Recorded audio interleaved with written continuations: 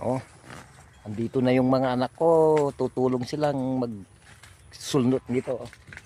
Yung pangalawang narim kong mais. Ito na lang tatrabaho ko sa kanila.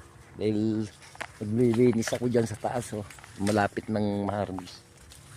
Oh, mga dalaga. Oh. Oh. Alisin nyo lahat. Para kwan. Yan, ganyan. Tingnan nyo lang yung lalaki ah. Walang magsisimilya pag naalis yun. Lalaki. Ito lalaki oh. Ah, yung dalawa nandun pa oh. Yan, mga anak ko yan. Well, linggo naman ngayon.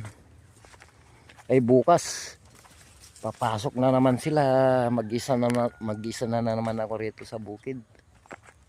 Si Mrs. naman nasa flower shop. O sige na. Dito ka na, Clyde. Dito. Isang takapan lang yung ano. Tapos doon na naman.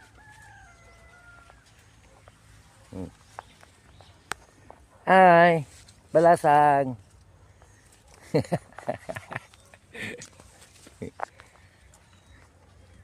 Okay, sige, bahala na kayo rito. Sa taas na ako maglilinis.